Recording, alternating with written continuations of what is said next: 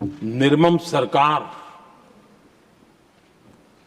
पतन के जितने भी पैरामीटर्स हैं, उन सब पैरामीटर्स में नए नए रिकॉर्ड बनाते जा रहे हैं और यहां उपदेश दे रहे हैं। क्या हाल करके रखा हुआ है। ऐसी निर्मम सरकार से वहां के लोगों का भविष्य अंधकार के अंदर डूब रहा है, लेकिन इनको कोई परवाह नहीं है। सत्ता सुख के सिवाय कोई आकांक्षा नहीं है और वे यहां उपदेश देते हैं। घुसपैठ, दुनिया का समृद्ध से समृद्ध देश भी अपने यहां गैर कानूनी नागरिकों को बाहर निकाल रहा है। हमारे देश में घुसपैठियों को बचाने के लिए अदालतों को तब तक प्रेशर पैदा किया जा रहा है। मेरे देश का नौजवान कैसे ऐसे लोगों को माफ करेगा जो घुसपैठियों की वकालत करने के लिए ताकत लगा रहे हैं। और घुसपैठिए मेरे देश के नौजवानों के हक छीन रहे हैं, उनकी रोजी रोटी छीन रहे हैं, आदिवासियों की जमीन छीन रहे हैं। बेटे बेटियों की जिंदगी पर खतरे पैदा हो रहे हैं, लेकिन उनके लिए महिलाओं पर अत्याचार होते रहे। सत्ता नीति के सिवा कुछ करना नहीं, और वो यहां पर हमें उपदेश दे रहे हैं। और ऐसे आंखें मूंद करके बैठे हुए वो लोग हैं। एक हमारे माननीय सदस्य काफी कुछ बोल रहे थे, जिनकी पूरी सरकार शराब में डूब गई, जिनके शीश महल घर घर में नफरत का कारण बन गए, और शायद उनको ब्लैक शब्द ज्यादा पसंद है। हर एक का अपना अपना एक भूतकाल होता है।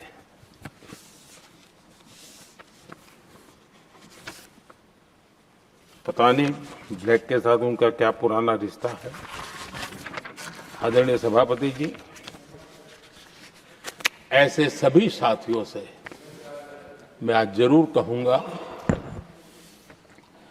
तुम कितना दुनिया को धोखा दोगे, तुम कितना दुनिया को धोखा दोगे।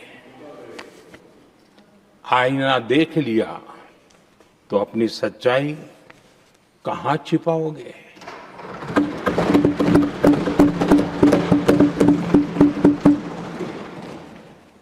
कांग्रेस हो, टीएमसी हो, डीएमके हो, लेफ्ट हो, ये दशकों से केंद्र में सत्ता में रहे हैं, सत्ता के भागीदार रहे हैं। राज्यों में भी उनको सरकारें चलाने का अवसर मिला है, लेकिन उनकी पहचान क्या बनी। आज डील की चर्चा होती है तो गौरव से कहते हैं, तब डील की चर्चा होती थी तो बॉफोर्स डील याद आता था। ये डील होते थे।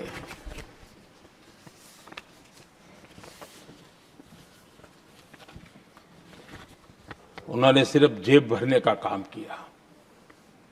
नागरिकों के जीवन में बदलाव आना ये उनकी प्राथमिकता नहीं थी। आदरणीय सभापति जी, मैं कुछ उदाहरणों के साथ भी बात बताना चाहता हूं, क्योंकि यहां चर्चा में ये सारे विषय आए हैं और इसलिए मुझे लिए कहना बहुत जरूरी है। अब एक उदाहरण देता हूं मैं बैंकिंग सेक्टर का। बैंकिंग सेक्टर एक प्रकार से अर्थव्यवस्था की ग्रिड होता है। 2014 से पहले फोन बैंकिंग का कालखंड था। नेता के फोन जाते थे और उसके आधार पर करोड़ों रुपया दे दिए जाते थे,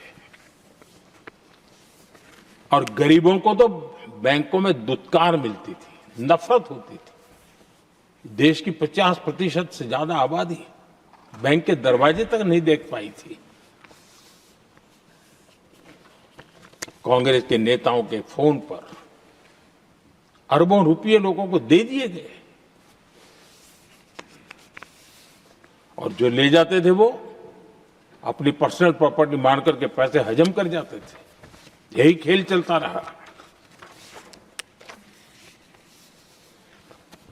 कांग्रेस और यूपीए के राज में और आज जो इंडी अलायंस बन करके बैठे हैं उनके राज में बैंकिंग व्यवस्था तबाही के कगार पर खड़ी थी।